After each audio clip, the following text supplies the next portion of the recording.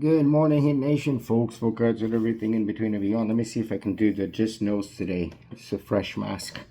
So we're going to try to do it this way. Anyway, I am recording here after a back-to-back. Couldn't record this weekend.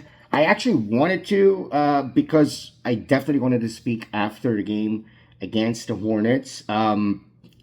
Just because of a few things, right, that happened. But everybody already talked about it again. As a fan, the only thing that I can say is this, okay? I said it before the game. I said it when we lost against the Nuggets. Again, I thought we were gonna, have a four losing, streak because we lost against the Lakers, and then, we had already lost the game before, I think, against the Spurs. And then I thought, okay, we're for sure losing against the Clippers because we haven't beat Kawhi. And then we for sure losing against the Nuggets, which happened. But again, Bam got injured. It was a pretty close game up until certain moments that happened. And so I wasn't misjudging absolutely anybody. I wasn't asking for trades. I wasn't saying anybody's value is high. And honestly, this is where I stand, right? I think that we are in a very interesting and historical season for many reasons, right? First of all, points per game, we are second with 124.1.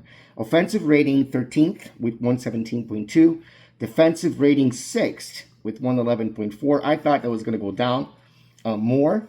Assistance per game, we're second with 30.4 assists approximately. Steals per game, we are third with 10.4. 3 points made, we are 13th with 13.6. Rebounds per game, lost 16th, 43.3.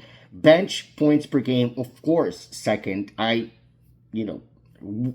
Could be first, 49.7. And at points, we were first in points per game. And then we came up with, against the Charlotte, Hornets, and we had Norman Powell, again, scored 25 points. Wiggins scored 22. Larson, 19. Jaime Hackes, of course, 18. Fontecchio with 11. Jovic, 10. Davion Mitchell within what he needs to be, which is 9, right? And then we had 7 points from Khalil Ware with 6 rebounds. And so everybody went after Ware again. And again, look, I agree. Again, I said this last video. I don't think that there is a lack of effort because people are seeing effort. I think there is a lack of game IQ, and I think there is a lack of showing effort. The guy's just generally not very.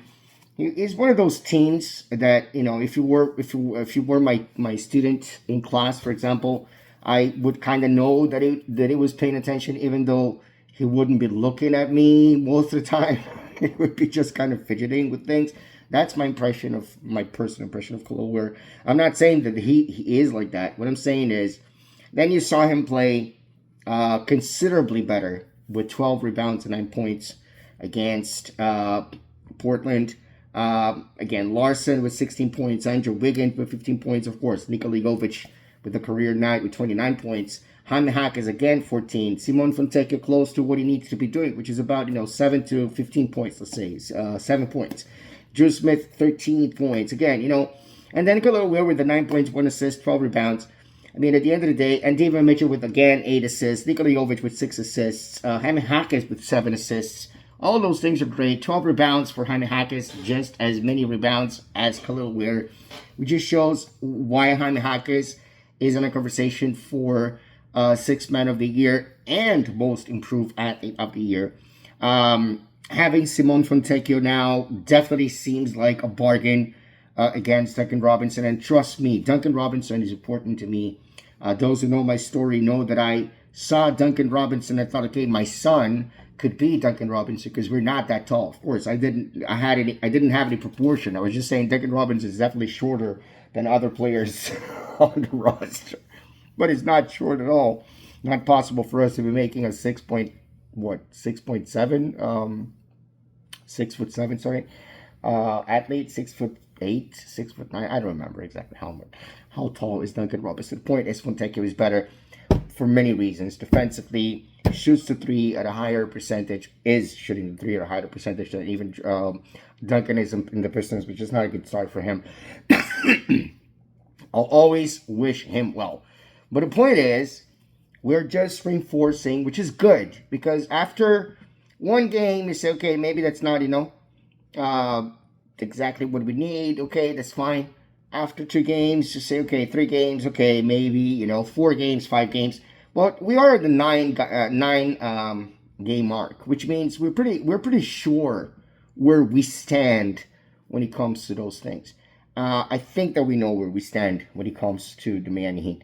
I know a lot of people are still going to be saying, trade Weir while the value is high. Trade Jovic, especially now, short a career night, yada, yada, yada, yada, yada, yada. The truth is, we have one of the best teams. We do. I think the last 3 times, this is just, I hate those statistics because they just make no sense. And they happen for pure coincidence. And yes, they can happen 3 times as a coincidence. The last 3 times that we started 4-0 at home, we were champions. I remember last time, I think it was 4-0, if I'm not mistaken, at home. And then it got to we were 7-2 to start the season.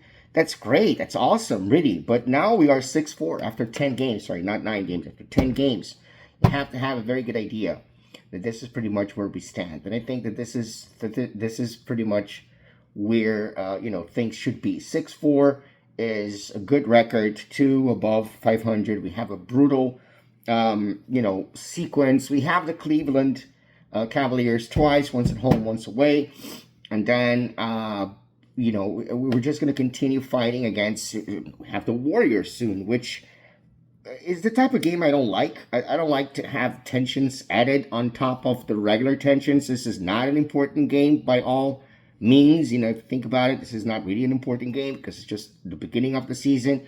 But it's the most important game for many people, and I think even for the man, the Robin, they call it there. But in any case, happy with what we're doing. Happy with the phenomenal season that Hakas is having. Happy that Jovic can be as good as people are saying that he can. Nobody's expecting him to score 29 points a game, but we are definitely expecting him to get more of those things right?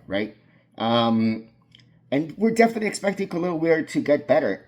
And we don't have Bam, and we don't have Tyler Hero, and we didn't have Powell for a couple games there, for 3 games.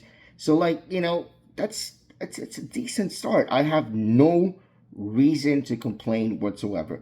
They're exceeding my very low expectations, but they're exceeding my expectations even if they were somewhat high. The only thing that it cannot exceed is to consider this team a finals contender. The final. Last 3 times we got to the finals. Last 3 times that we started 4-0, we got to the finals. That's true.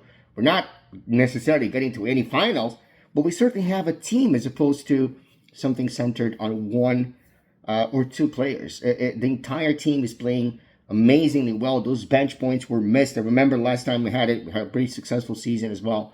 So again, my expectations are unfortunately tainted. Now I expect to see a better Miami Heat playing. Right, 19 and 9 out. I don't know if I expect them to win against the Cavaliers, though, guys. But I expect the game to be a lot more fun than it was during that first round of the playoffs last season. Stay safe, stay dry, stay as happy as possible. It's a very complicated world of ours. Pray and have the people of the Philippines in your thoughts. Raf, you're in your thoughts. Fourth, you're in our thoughts. I know you guys are not in the most affected regions, but still, we're definitely in our thoughts. Again, stay safe, stay dry, stay as happy as possible. It's a very complicated world of ours. Let's go Heat.